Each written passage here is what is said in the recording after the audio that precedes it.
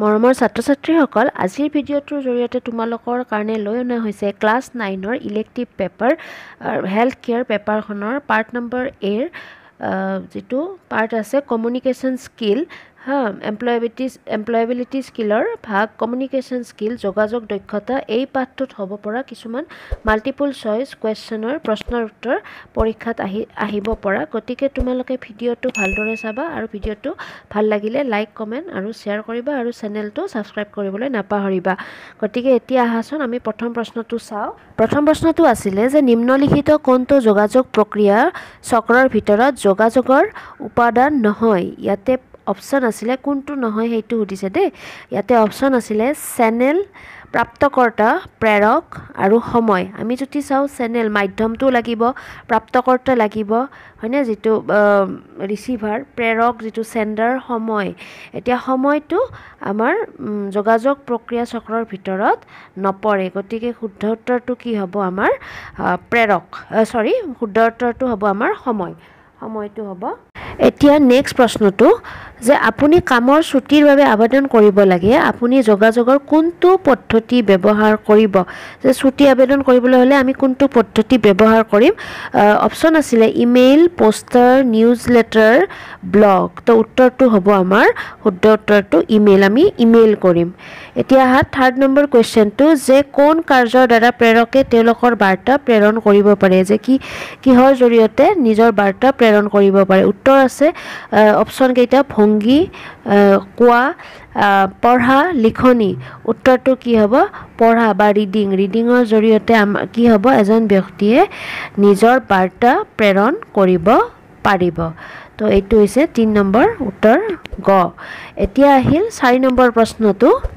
4 number প্ৰশ্ন আছে নিম্নলিখিত কোনটো মৌখিক যোগাযোগৰ উদাহৰণ হয়নে মৌখিক যোগাযোগ যেটো ভাৰ্বেল এতিয়া অপশন দিছিলে বাতৰি কাকত আখৰসমূহ ফোন কল আৰু ইমেইল এতিয়া ভাৰ্বেল হ'ব লাগিলে কোনোবা ক'ব লাগিব হয়নে গতিকে ইয়াতে শুদ্ধ উত্তৰটো হ'ব কি ফোন কলটো ইয়াৰ শুদ্ধ উত্তৰ এতিয়া আহা আমি 5 নম্বৰ প্ৰশ্নটোলৈ গৈ আছো 5 নম্বৰত আছিল মৌখিক যোগাযোগৰ বাবে আমি কি প্ৰকাৰৰ শব্দ কৰা উচিত মৌখিক যোগাযোগ ইয়াতে অপশন দিছে সংক্ষিপ্ত ৰূপত ক'ব লাগিব সৰলতা থাকিব লাগিব কাৰিকৰী আৰু জাৰ্গন এতিয়া শুদ্ধ উত্তৰটো ইয়াতে কি হ'ব সৰল সিম্পলিসিটি মানে যেতিয়া আমি কথা কম আমাৰ কি হ'ব লাগিব আমি সৰল ভাষাত শব্দ প্ৰয়োগ কৰি আমাৰ কথা ৰাখিব পাৰিব লাগিব তো শুদ্ধ উত্তৰটো হ'ব খ নম্বৰ সৰলতা এতিয়া 6 নম্বৰ কোৱেশ্চনটোলৈ আহা 6 নম্বৰত আছিল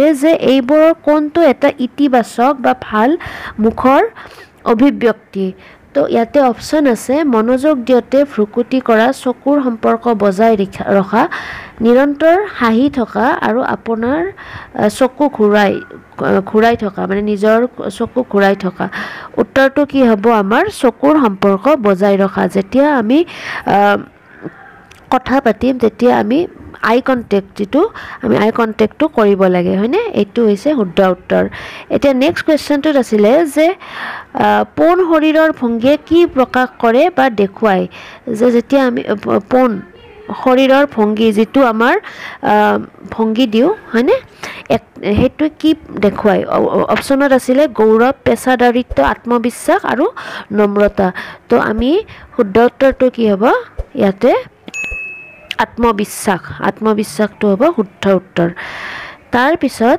আমাৰ 8 নম্বৰ কোৱেশ্চনটো তোমালোকে চোৱা এইবোৰৰ কোনটো কৰ্মক্ষেত্ৰত এক উপযুক্ত অমৌখিক যোগাযোগ নহয় ইয়াতে অমৌখিক যেটো মুখেৰে কোৱা নহয় যোগাযোগ কোনটো নহয় হেতু সুধিছে অপচনত আছে কথা কওঁতে পকেটত হাত ৰাখিব মজলীয়া গতিত কথা কোৱা হয়নে মানে লাহে পোনকৈ বহি থকা শুনিবলৈ মূৰটো অলপ হেলনীয়া কৰা তো শুদ্ধ উত্তৰটো হ'ব কথা কওঁতে পকেটত হাত ৰাখা হয়নে এইটো অমৌখিকৰ নহয় 9 নম্বৰ যোগাযোগৰ বিষয়ে নিম্নলিখিত কোনটো মন্তব্য সঁচা আমাৰ যোগাযোগৰ 50% অমৌখিক সেকেন্ডটো শৰীৰৰ চলাচল মুখ বাহু আদি ব্যৱহাৰ কৰি 20% যোগাযোগ কৰা হয় গ আছে ভয়েস টোন বিৰতি আদি ব্যৱহাৰ কৰি 5% যোগাযোগ কৰা হয় খ আছে শব্দ ব্যৱহাৰ কৰি 7% যোগাযোগ কৰা হয় তো ইয়াৰে শুদ্ধ উত্তৰটো হ'ব অপশ্যন নম্বৰ খ। যেতিয়া আমি শব্দ ব্যৱহাৰ কৰোঁ তো আমাৰ 7% যোগাযোগ কৰা হয়। শুদ্ধ উত্তৰ খ। তাৰপিছত 10 নম্বৰ কুৱেশ্যনটো এইবোৰৰ কোনটো ইতিবাচক প্ৰতিক্ৰিয়াৰ উদাহৰণ? তো অপশ্যনত আছে ইতিবাচক প্ৰতিক্ৰিয়া।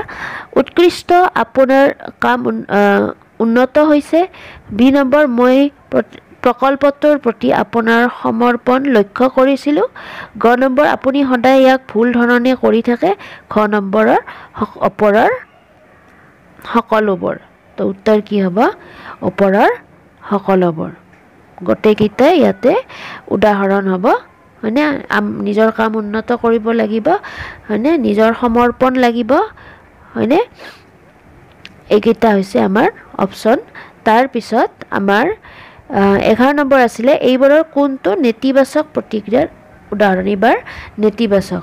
মই আপোনাক এইটো ক'বলৈ বেয়া পাওঁ, কিন্তু আপোনাৰ অংকন দক্ষতা দুৰ্বল। কোনটো নেতিবাচক সুধিছে, সেইটোহে হ'ব দেই।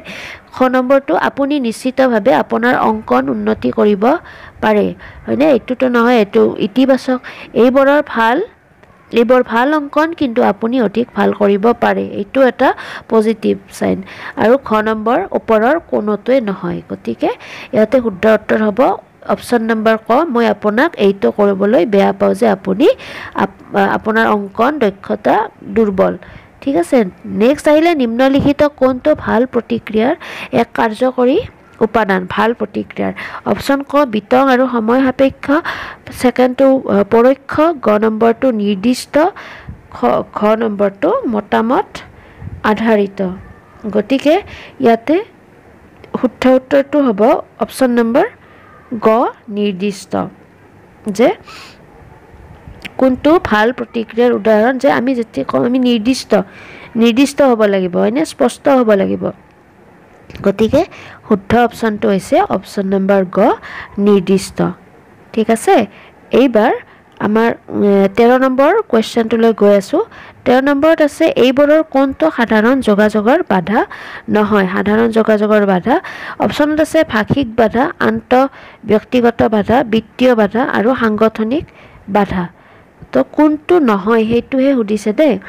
তো উত্তৰত আমি কি লিখিম? বিত্তীয় বাধা। বিত্তীয় বাধা কেতিয়াও সাধাৰণ যোগাযোগৰ বাধা হ'ব নোৱাৰে, হয়নে? বাকী ভাষিক হ'ব পাৰে, আন্তঃব্যক্তিগত হ'ব পাৰে আৰু সাংগঠনিক বাধা হ'ব পাৰে। কোনটো হ'ব নোৱাৰে?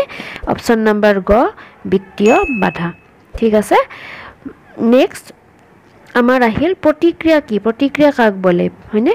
উত্তৰত লিখিম প্ৰতিক্ৰিয়া হৈছে যোগাযোগ প্ৰক্ৰিয়াৰ অন্তিম উপাদান আৰু আটাইতকৈ গুৰুত্বপূৰ্ণ কাৰক, যিহেতু ইয়াক প্ৰেৰকক প্ৰাপ্তকৰ্তাই দিয়া সঁহাৰি হিচাপে সংজ্ঞায়িত কৰা হয়, হয়নে? এইটো কি? যোগাযোগৰ অন্তিম উপাদান, য'ত প্ৰেৰকে কি কৰিব? প্ৰেৰকে প্ৰাপ্তকৰ্তাক দিব, হয়নে? আৰু প্ৰাপ্তকৰ্তা দৰে কি থাকিব? ইয়াতে সঁহাৰি থাকিব। গতিকে এইখিনি আছিলে আজিৰ পাঠটোৰ, আজিৰ ভিডিঅ'টোত তোমালোকৰ কাৰণে লৈ অহা প্ৰশ্নসমূহৰ উত্তৰ। গতিকে তোমালোকে ভালদৰে ভিডিঅ'টো চাবা আৰু প্ৰশ্নখিনি বুজি ল'বলৈ চেষ্টা কৰিবা। আৰু কিবা যদি বুজি নোপোৱা থাকে তলত কমেণ্ট কৰিবা। ভিডিঅ'টো ভাল লাগিলে লাইক কৰিবা, কমেণ্ট কৰিবা আৰু চেনেলটো ছাবস্ক্ৰাইব কৰিবা আৰু লগৰবোৰৰ লগত তোমালোকে ভিডিঅ'টো শ্বেয়াৰ কৰি দিবা, হয়নে? গতিকে আজিলৈ ইমানেই। Bye bye, take care.